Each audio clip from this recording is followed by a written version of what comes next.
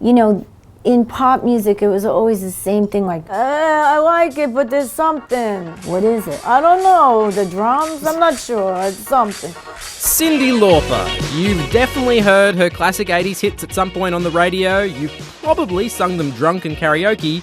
You're about to know her Tony Award-winning Broadway musical Kinky Boots, which is written with Broadway icon Harvey Fierstein, that's launching in Melbourne.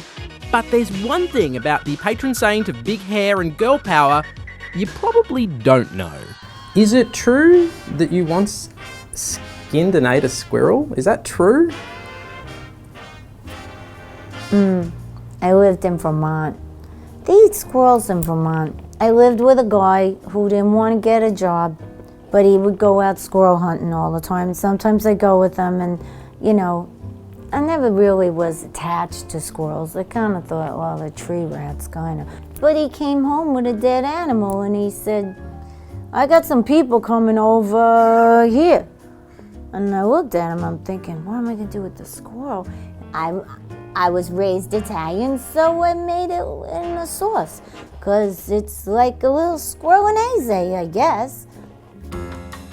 So let's see, chopped the head off. Took the fur off, like he took the bones out, and then I took what meat I had, you know. Is there a lot of meat in it? Depends on how fat the thing is. I don't remember. All I know is I cut the onions up, put the bay leaf in, and garlic, and basil. And I used wine because it was alcohol, just in case, to kill whatever germs. Then I put the tomatoes and a little bit of salt, not a lot, a little pepper, put the sauce in, and, you know, tomatoes. And then the guy came over and he had dinner, and Did you tell him? I didn't want to tell him. He said to me, this is delicious. What kind of meat is this? It's chicken. So the guy said, no, it's not. I said, yeah, it's chicken. And he said, no, it's not. Well, it went on and on. So finally, I just got up. I said, listen, it's squirrel. And I showed him the pelt, and he got really upset and left. I'm thinking, you're in Vermont. That's what they do here. When in Rome, you know, what can I tell you?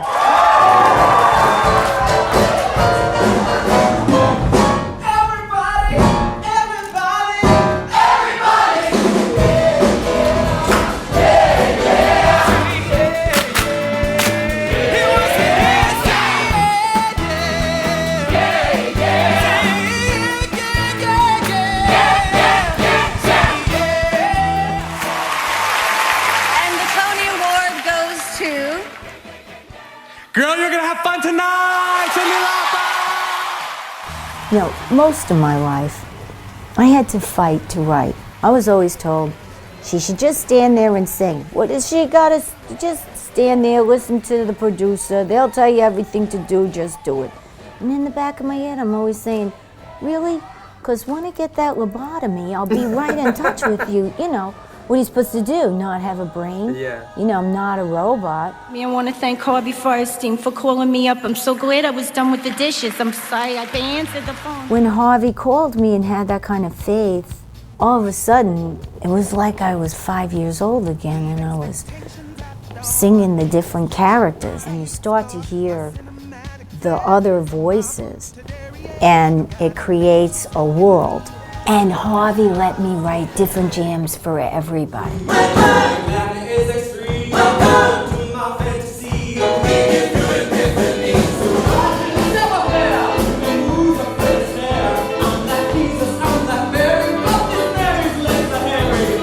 You know, in pop music, it was always the same thing, like, where's the hook? I need the hook. Is that the hook? Okay, it's a good hook, you know. I like it, but there's something. What is it? I don't know. The drums? I'm not sure. It's something. So that's how I kind of grew up in the music business. And then Harvey comes along and I say, okay, why don't you just tell me what the rules are now, so at least I know my guidelines. Yeah, right. So you start with that. And he said there were none. So that was really wild because I kept coming in with different ideas. Listen, some of the things I did, you should have seen their faces, shocked. I just kept writing and... Gotta see your true colors shining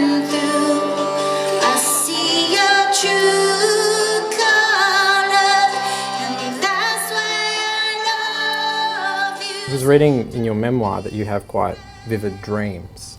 Is it true that you saw angels when you wrote True Colours? True Colors came to me just around the time that one of my best friends died, Gregory. And his nickname was Blue because he had blue eyes. And he had a very rough childhood, and he died of AIDS. And I was so sad. I heard the melody and the words. Da da da da da da, and I sang against that.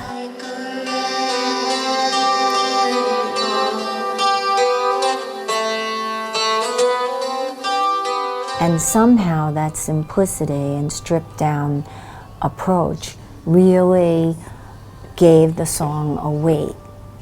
And as I went to the studio, every time we tried to put music on, it kind of lost its weight. And I just kept singing it until we broke that barrier. I don't know what it's called, sound barrier, I don't know. But there's a level, there's something that opens up at a certain time in a song where you do see things. And I did see angels on the top of the room, and I did feel like I was in a different place, and all of a sudden I saw the people I would be singing to and what it would mean. Don't be afraid. So I remember when we did it and the promotion men got it, they were like, "Where's all the music? What the heck is this? What are you doing to me here, son?